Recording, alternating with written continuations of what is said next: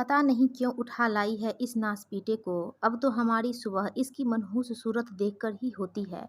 पूनम की सुबह अपनी सास के इन्हीं तानों से होती थी। जिस दिन से पूनम अमन को अपने घर ले आई थी, उसी दिन से उसकी सास की आंखों में वो लड़का खटकता था। पूनम घर संभालने के साथ साथ अपना छोटा सा कैटरिंग का काम भी संभालती थी। उसके घर में पति, सास और बेटी के अलावा एक ऊपर की मदद के लिए नौकरानी भी थी। यूँ तो उसको कोई तकलीफ नहीं थी अपने पति और सास से, पर अमन के आने से उसका व्यवहार बदल गया था। वह दोनों अमन को तिरस्कार की नज़रों से देखते थे और बात-बात पर जलील भी करते थे। पूनम से भी अब नाराज़ रहते थे। मौका देखकर उसको कुछ न कुछ सुनाई देते थे। उनकी 7 साल की बेटी राधिका अमन को देखकर बहुत खुश हुई थी और उस 12 साल के बच्चे को पहली बार में ही अमन भैया मान लिया था।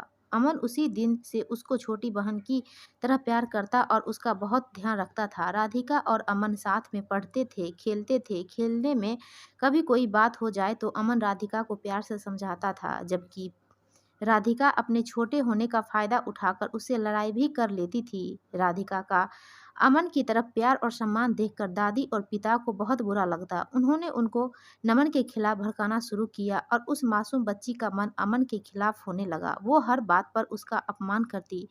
पूनम उसको प्यार से अकेले में समझाती तो वह थोड़ा तो समझ जाती, लेकिन माँ की व्यस्तता पर पिता और दादी की सोच भारी पड़ गई। अमन उसका ध्यान रखने की जितनी कोशिश करता, राधिका के अपमान के शब्द उतने ही कड़वे होते जाते।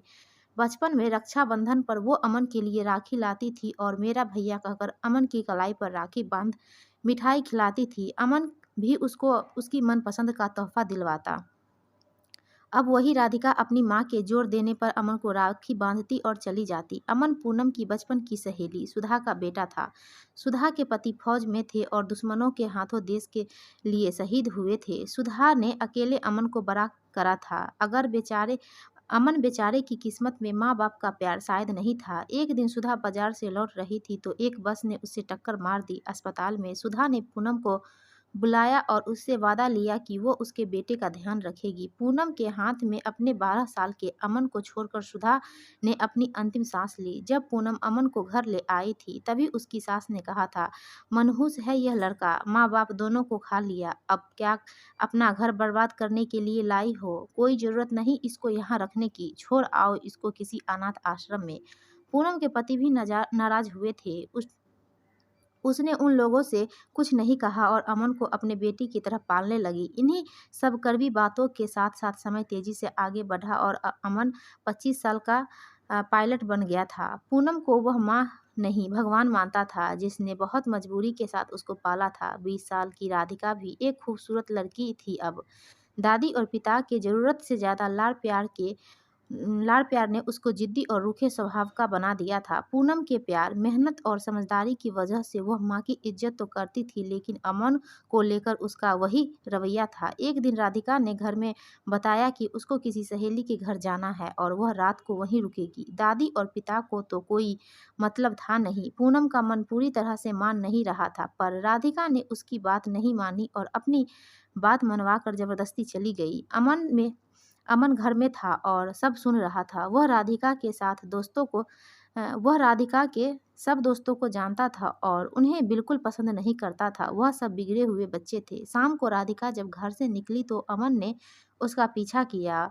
उसने राधिका को एक घर में जाते देखा। वह खिड़की से झांकता है तो देखता है कि गिनती के कुछ लड़के और लड़कियां ही है और कोई नहीं है। उसको कुछ ठीक नहीं लग रहा था। वो वहां छुप कर बैठ गया। राधिका दोस्तों के साथ नाच रही थी कि तभी अमन ने देखा कि एक लड़का उसकी ड्रिंक में कोई दवाई मिला रहा है। अमन इस सब का वीडियो बना रहा था। उसने देखा कि राधिका को थोड़ा देर बाद चक्कर आने लगे। वह लड़का राधिका को कमरे में ले गया और बेहोशी की हालत में राधिका को पलंग पर लेटा दिया।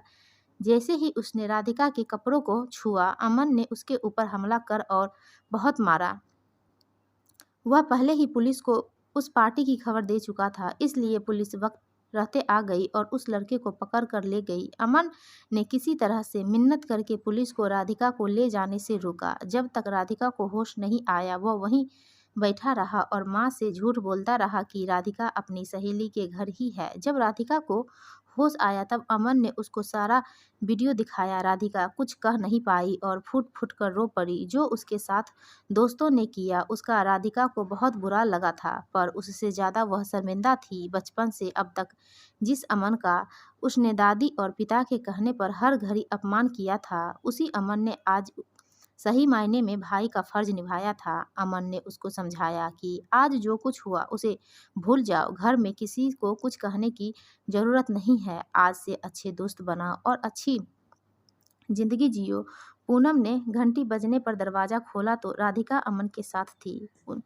उसको थोड़ा ताज्जुब ज़रूर हुआ, पर खुशी भी बहुत थी कि शायद राधिका का मन बदल गया है और अब दोनों भाई बहन के बीच में प्यार है। कुछ दिन बाद राखी का दिन आया तो राधिका पहले की तरह बाजार से अपनी पसंद की राखी लाई और अमन की कलाई पर बांधकर मेरा भाई कहकर उसको गले से लगा लिया। दादी और पिता भी अब चुप हो गए थे। दोस्तों, आपको यह कहानी अच्छी लगी तो प्लीज़ हमारे वीडियो को लाइक कीजिए और चैनल को सब्सक्राइब